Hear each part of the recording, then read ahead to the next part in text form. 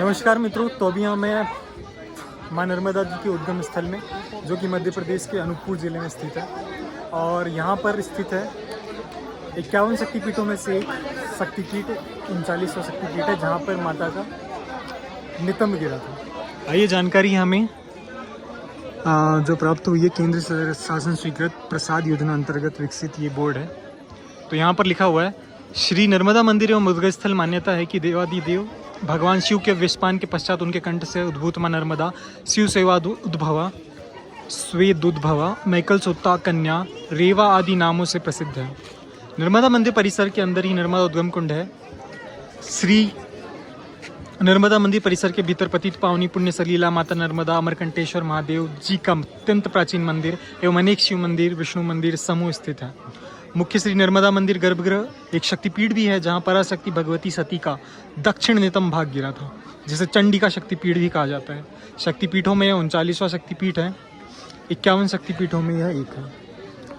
अन्य और जानकारी हमें इन बोर्ड के माध्यम से प्राप्त हो रही है, वो भी हम ले लेते हैं। पतित पावनी पुण्य सलीला मां नर्मदा नदी का उद्गम स्थल अमरकंटक मध्य प्रदेश के अनूपपुर जिले स्थित है। मां नर्मदा भारतवर्ष की 7 पवित्र नदियों में से एक है। 6 की जानकारी हमें अभी नहीं है। समुद्र तल से 3600 फीट की ऊंचाई पर स्थित पवित्र नगरी अमरकंटक नर्मदा नदी के उद्गम स्थल होने के साथ ही सोन और जोहिला नदी का भी उद्गम स्थल है। सतपुड़ा, विंध्य एवं मैकल पर्वतों की श्रेणियों एवं सघन वन कानन प्रदेश से आच्छादित यह क्षेत्र जैव विविधता एवं दुर्लभ जड़ी बूटियों औषधियों से परिपूरित है। मतलब यहाँ पर आयुर्वेद के काफ़ी अच्छे दवाइयाँ उपलब्ध हैं। संस्थानों के नाम तो मुझे अभी पता नहीं है, कुछ जानकारी और लेते हैं। पवित्र श्री नर्मदा नदी अमरकंटक के श्री नर्मदा उद्गम से निकलकर 1312 किलोमीटर पश्चिम दिशा की ओर बहते हुए खंभात की खाड़ी में जाकर मिलती है। इसके साथ ही मां नर्मदा नदी मध्य प्रदेश, महाराष्ट्र, गुजरात की सीमाओं से होकर गुजरती है। इस प्रकार यह भारत की 5वीं सबसे बड़ी नदी है। ऐसा पुराणों में वर्णन प्राप्त होता है कि 3 दिवस सरस्वती, 7 दिवस यमुना एवं गंगा स्नान से जो पुण्यफल प्राप्त होता है, वह सभी पुण्यफल मां नर्मदा के दर्शन मात्र से प्राप्त होते हैं। मैकल पर्वत श्रृंखला की वादियों में बसा यह पवित्र अमरकंटक क्षेत्र देवादिदेव महादेव, मां नर्मदा एवं अनेक सिद्ध ऋषि मुनियों योगीजनों की तपोभूमि होने से सुख, शांति एवं सिद्धि प्रदायी है। नर्मदा परिक्रमा, तो इससे संबंधित जानकारी यहाँ लिखी हुई है। संपूर्ण भारतवर्ष में एवं विश्व में एकमात्र नर्मदा ही एक ऐसी नदी है जिसकी विधिवत रूप से परिक्रमा की जाती है। आध्यात्मिक एवं पौराणिक विधान के अनुसार यह परिक्रमा कार्तिक मास शुक्ल पक्ष की एकादशी, जिसे देव प्रबोधिनी एकादशी के नाम से जाना जाता है, से प्रारंभ होकर मध्य की चातुर्मास व्यतीत कर विश्राम के पश्चात पूरे वर्ष निरंतर गतिमान रहती है। यह परिक्रमा उत्तर तट से प्रारंभ होकर दक्षिण तक होते हुए पुनः जिस स्थान से प्रारंभ की जाती है उसी स्थान पर आकर पूर्ण की जाती है।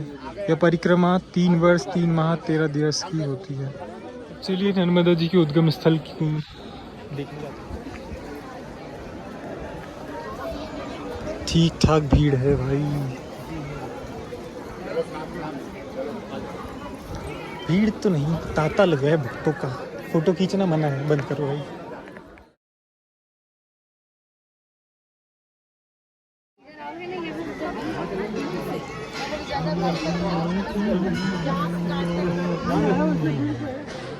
अबे 4 घंटे जगह खाली है, जब चलना है कहाँ? हमारे पीछे स्थित है चंडी का शक्तिपीठ, और शक्तिपीठ की कहानी मैं फिर से रिपीट कर देता हूँ आपको। माता सती ने दक्ष के यज्ञ में जो अपने शरीर को आहूत कर दिया था, तो उसके बाद शिव जी ने वीरभद्र को वहाँ पे भेजा था ताकि वो समस्त यज्ञ में जो शामिल लोग थे उनका विनाश कर दें। और उसके पश्चात वो माता के शरीर को लेकर घूम रहे थे और अपना होश खो बैठे थे।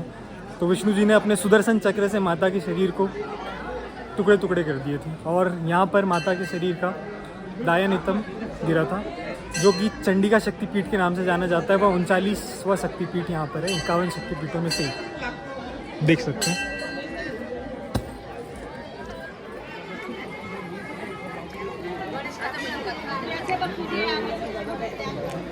इस चीज़ की तरफ आपका ध्यान आकर्षित करना चाहूँगा।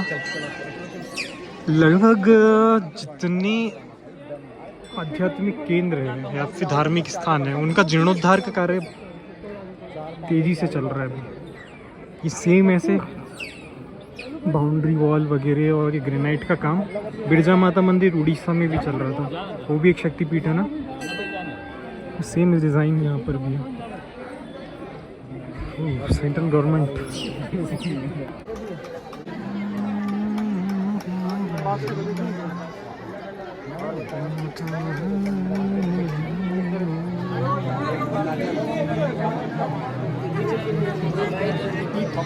पर यहाँ पंडित जी की क्लिप कैसे लेंगे, इतनी भीड़ है यहाँ पे, तो रिकॉर्ड ही पता नहीं कर पाते हैं क्या। ये राम दरबार,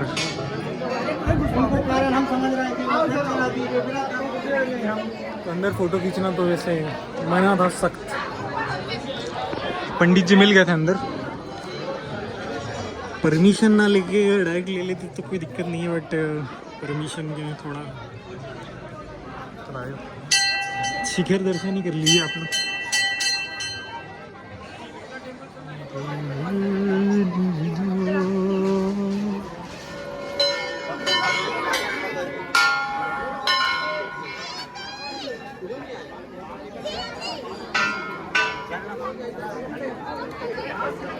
नर्मदा माई उद्गम स्थल सूर्यदेव।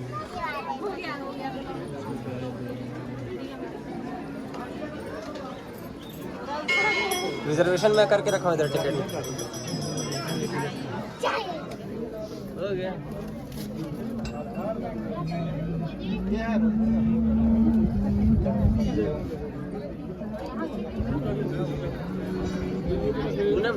यहाँ छलांग मार सीधा अंदर। श्री बंजेश्वर महादेव जी के 12 फुट नीचे उद्गम स्थल है, ऐसा बताया पंडित जी ने। लोग आचमन कर रहे हैं, हमने भी कर लिया। ये रोहिणी माता,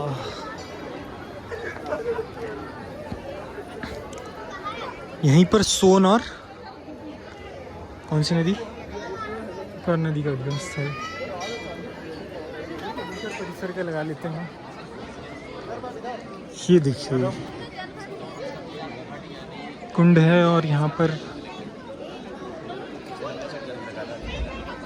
ये लाइन हम भी लगे थे दर्शन के लिए। चंडी का शक्तिपीठ के दर्शन के लिए लाइन है। और प्रमुख मंदिर नर्मदा माता मंदिर के नाम से भी जाना जाता है। फिर 11 रुद्र मंदिर,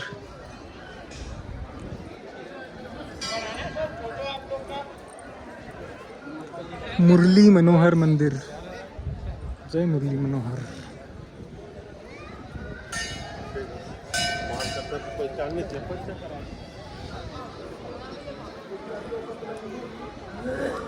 श्री राम दरबार, जय श्री जानकी दरबार।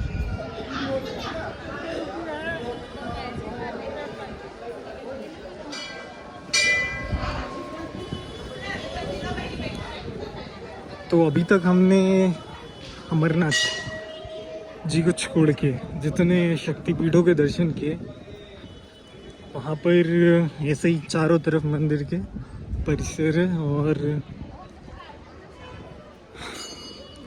शक्तिपीठ के अलावा अन्य मंदिर भी हैं। सिद्धेश्वर मंदिर है ये,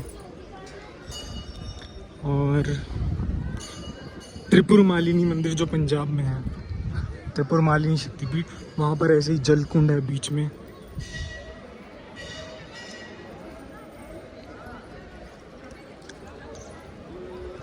बिरजा माता मंदिर में भी कुछ इस प्रकार का नवीनीकरण का कार्य, सौंदर्यवर्धीकरण, सौंदर्यवर्धन का कार्य चल रहा है।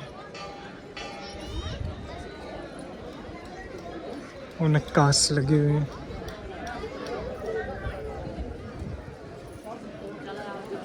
सांसों की श्री घंटेश्वर महादेव मंदिर, और ये मूर्तिकार, कलाकार, शिल्पकार।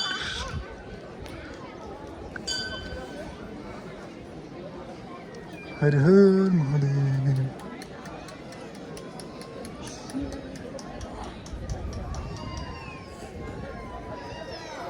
इसी मंदिर में दर्शन के लिए सभी पंक्तिबद्ध लगे हुए हैं।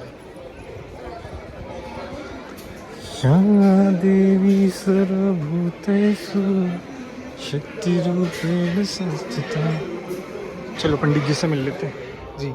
नमस्ते पंडित जी। तो हमने पिछले वर्ष यात्रा शुरू करी थी भारत की लगभग आध्यात्मिक क्षेत्रों जितने भी हैं, तो 12 ज्योतिर्लिंग, 4 धाम, 4 मठ की यात्रा करने के पश्चात 51 शक्तिपीठ की यात्रा पे हम निकले थे, जिसमें महामाया शक्तिपीठ जो जम्मू कश्मीर में है, भद्रकाली हरियाणा में, जो त्रिपुर मालिनी पंजाब में, जो बिरजा उड़ीसा में, ऐसे ही पूरे मतलब जितने भी हैं सब जगह जा रहे हैं हम। और अभी आज यहाँ पर मध्य प्रदेश में आए हैं हम, मतलब माँ नर्मदा जी के उद्गम स्थल में। हमें पता है यहाँ पे चामुंडा नहीं, नर्मदा 39वां शक्तिपीठ दक्षिण नितंब गिरा हुआ है जी। और हम जिस पर्वत में हैं जी। इसका भैरव जो है वो भद्रसेन है। अच्छा। और इस पर्वत को सोण तीर्थ कहते हैं, सोण तीर्थ। अच्छा। या सोन तीर्थ भी कह लीजिए, या सोण तीर्थ मेन है। और नर्मदा जी स्वयं शक्तिपीठ के रूप में है जी। यहाँ दक्षिण नितंब भगवती शक्ति का दक्षिण नितंब दायांग और बायांग दोनों दोनों तरफ का दायांग और बायांग। अभी हम जिस शक्तिपीठ में, ये दक्षिण नितंब है, दक्षिण भाग का माँ शक्ति का स्तंभ गिरा हुआ है। और नर्मदा जी संपूर्ण विग्रह स्वरूप में स्वयंभू मूर्ति है शक्तिपीठ करेंगे। हम जितने भी शक्तिपीठ गए होंगे सब पिंड के स्वरूप में दर्शन किए होंगे जी। सब पिंड के स्वरूप में। महामाया का भी जो सामने का चित्रण आप देखा है, हाँ, बर्फ। पीछे का मूर्ति सिर्फ गला बस है, पूर्ण मूर्ति नहीं है। उसकी जो अर्ध मूर्ति है वो वहाँ से करीब रतनपुर से 250-300 किलोमीटर की दूरी पे कोरजा जिले पे है महामाया। हाँ, महामाया का जो आधा धड़ है जी। वो वहाँ से 250 किलोमीटर की दूरी पे है। महामाया का सिर्फ गला है, पूर्ण रूप वो भी नहीं है। जो सामने मूर्ति बाद में बैठाई गई है। महामाया शक्तिपीठ जो अमरनाथ जी की बगल में है, वो जो बर्फ रूप में है, वही है ना शक्तिपीठ? हाँ, महामाया का। हाँ, तो वहाँ। और ये महामाया रतनपुर, अच्छा। ये भी शक्तिपीठ के रूप में। जी। तो यहाँ पर दाया नितंब गिरा है, और बाया भी इसके आसपास ही है क्या? दायांग और बायांग यहाँ से 5 किलोमीटर की दूरी पे चंडी गुफा है जी। चंडी का शक्तिपीठ कहा जाता है उसको, चंडी का पीठ भी कहा जाता है जी। पीठ भी और शक्तिपीठ है। पहाड़ के बीचम बीच में गुफा बनी हुई है। तो गुफा अपन पहाड़ ऐसे उतरते हैं, बहुत संकीर्ण रास्ता है, और फिर बीच में गुफा है पहाड़ की, फिर पहाड़ के अंदर जाना पड़ता है। अभी कुछ समय से एक पत्थर आकर के पहाड़ के मुख्य द्वार पर के बैठ गया है। नहीं तो पहले अंदर तक जा सकते थे। पूरी सप्तशती पांडुलिपि पे लिखी हुई है। तो गुफा के अंदर कौन लिखा होगा पांडुलिपि पे? सप्तशती, संपूर्ण सप्तशती। आज कलिकाल के प्रारंभिक में वो शिला आकर के बैठ गई है। इससे सामने का ही दर्शन हम कर सकते हैं। और भगवती जगदम्बा का आपने तो दर्शन किया, क्योंकि यहाँ भैरवी चक्र प्रमाणित है। दर्शनार्थ भैरवी चक्रम सर्ववर्णों को जाए। स्वयं पे साक्षात भैरवी नर्मदा जी की सहेली ने भैरवी या सेविका मान लीजिए, जिसके द्वार पे 9 चंडी विराजमान हो। किसी शक्तिपीठ में 9 चंडी विराजमान नहीं रहती। एक शक्ति की एक चंडी बैठती है गेट में, लेकिन नर्मदा में 9 चंडी बैठती है। जितने भी तीर्थ आपने गया है, घूमा है, भ्रमण किया है, जितनी भी शक्तिपीठ या उप शक्तिपीठ, आज उसकी नायिका नर्मदा है। तलाव मलाव के भारे हारी सर्व तीर्थ नायिका। जितने भी भूमंडल में, क्या ब्रह्मांड में भी जितने भी देवियों के स्थान होंगे, उसकी नायिका कली काल की अधिष्ठात्री देवी नर्मदा है। जैसे कली काल में देवताओं के अधिष्ठात्र देवता जगन्नाथ जी है, वहाँ नील चक्र है, आपने देखा होगा, शिखर पे है जी। शहर के किसी भी एंगल से आप, किसी भी तरीके से आप इस चक्र को देखेंगे तो चक्र सीधा ही दिखाई देगा आपको, एड़ा बेड़ा तिरछा नहीं दिखाई देगा। और उसकी परछाइयाँ आपको जमीन में कभी नहीं दर्शन होंगी। और वहाँ भी एक शक्तिपीठ है जगन्नाथ जी के। हाँ, उड़ीसा में है, थोड़ी दूरी पे बिरजा शक्तिपीठ। है ना, वह भी शक्तिपीठ है। उस नील चक्र का जजपुर। प्रभाव है। भारतवर्ष में 2 ही चक्र आज पूर्ण रूप पे है, बाकी सब खंडन औरंगजेब शासनकाल पे हो गई। मुगल शासनकाल पे जितनी भी मूर्तियाँ हैं, काफ़ी अच्छी अच्छी मूर्तियाँ खंडन हो गई। वो जहाँ जहाँ शक्तिपीठ है और जहाँ जहाँ ज्योतिर्लिंग है, उस जगह को क्षतिग्रस्त नहीं पहुँचा पाया। वहीं उनका भैरव खड़ा हो जाता था। और सुरक्षा करके। भैरव साक्षात उसका खड़गम चक्र गदे सुचाप परिहा चूलम, उसका खड़ग उठता ही नहीं था। आप बहुत भाग्यशाली हो जो नर्मदा जी का दर्शन करने और नर्मदा शक्तिपीठ के रूप में, और नर्मदा जल रूप में भी है। और नर्मदा ही एक लौती नदी है जो जिसकी परिक्रमा की जाती है। जी। इस भूमंडल में किसी नदी की परिक्रमा नहीं की जाती, लेकिन नर्मदा जी के बिंदु से लेकर के सिंधु तक, सिंधु से लेकर के बिंदु तक की परिक्रमा होती है। ये 3500 किलोमीटर की यात्रा है, जो बहुत श्रद्धा भाव से लोग बड़े बड़े दूर दूर से, विदेश से लोग आकर के नर्मदा जी की परिक्रमा करते हैं। मैं भी शुरू करूँगा। बहुत अच्छा। और जिस नगरी पे आप खड़े हैं, ये मैकल पर्वत है। भगवान शिव की सबसे प्रिय पर्वत है ये। रामायण में आपने पढ़ा होगा, शिव प्रिय मैकल शैल सुतासी सकल सिद्ध सुख संपत्ति राशि। इस पर्वत के 10 मिलियन के बाद में कैलाश पर्वत का जन्म हुआ है। पर्वत भगवान शिव ने विषपान करने के बाद इसी पर्वत में 87,000 वर्ष संवत तप करके भगवती नर्मदा को अर्धरात्रि माघ शुक्ल सप्तमी को अर्धरात्रि को नर्मदा को बिंदु स्वरूप से अपने कंठ से उत्पन्न किया। और नर्मदा जी भी 88,000 वर्ष संवत इसी जगह पर तप करके इतना वरदान प्राप्त की जितना किसी देवी या देवता को नहीं प्राप्त हुआ। नर्मदा ही एक लौती शक्तिपीठ है जिसका अलग से ब्रह्मांड है। आदो ब्रह्मांड खंडे त्रिभुवन विभरे कल्पदा सा कुमारी मध्यान्हे शुद्ध रेवा बहति सुर नदी वेद कंठोपकंठे श्रीकंठे कन्या रूपाम ललित शिव जटाम सांकरीम ब्रह्म शांति सा देवी वेद गंगा ऋषिकुल तरणीम नर्मदा माँ पुनातु। नर्मदा गंगा से पहले का अवतरण है, जहाँ गंगा स्वयं मिलने नर्मदा जी से आती है। इसलिए हम गंगा सप्तमी या गंगा दशहरा पर्व मनाते हैं। हमारे सनातन धर्म में गंगा दशहरा और गंगा सप्तमी, उस दोनों समय पे गंगा जी स्वयं नर्मदा जी के पास में मिलने आती है। क्योंकि गंगा जी को पार्वती जी का श्राद्ध था तो पूरी काली हो गई थी, और वही आकर के नर्मदा में स्नान करती है। गंगा दशहरा के दिन काली गाय के रूप में आती है, श्वेत वर्णी होकर के यहाँ से जाती है। यहाँ सप्त ऋषियों को 24 घंटे पहरा है और अष्ट गणेश का पहरा है इस पर्वत पे। ये पर्वत कीलक पर्वत है। यहाँ नर्मदा नाम जप के अलावा कोई नाम सिद्ध नहीं होता। कोई भी अघोरी हो, तांत्रिक हो, या जितने भी अटरम शटरम सावर मंत्री हो, कोई सिद्ध नहीं हो सकता, ना कोई ज़्यादा समय तक यहाँ रह सकता। ये पर्वत छोड़ना ही पड़ेगा। ये बहुत दिव्य पर्वत है, और तप करना है तो नर्मदा तीरे तपे कुरियात, और शरीर छोड़ना है तो गंगा जी के पास, अपनी कुल संपत्ति का दान करना है तो गोमती नदी के पास, नर्मदे हाथ। नर्मदे।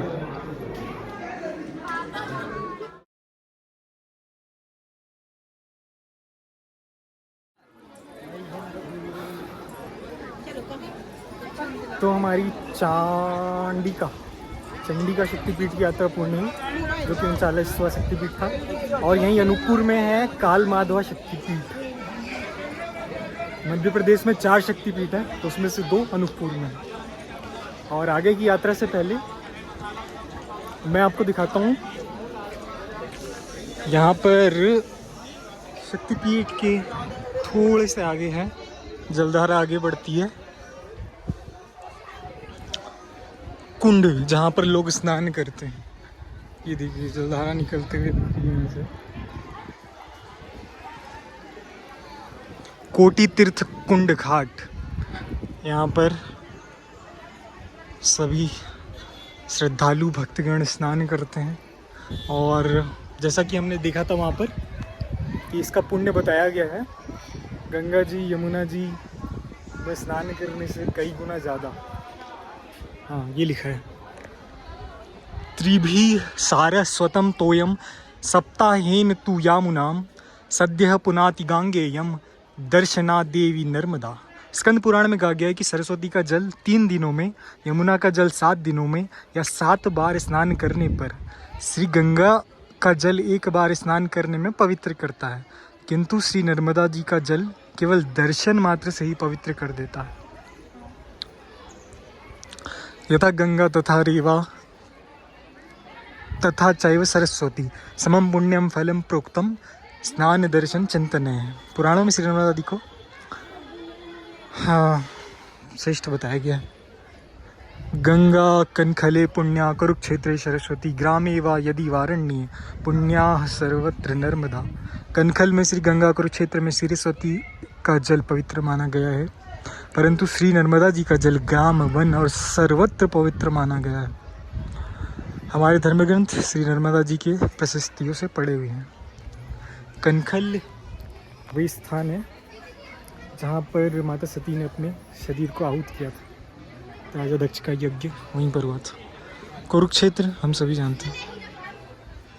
ऐसा शायद ये पूरा कोटि तीर्थ के चारों तरफ नर्मदा जी का महात्म्य है लिखा हुआ।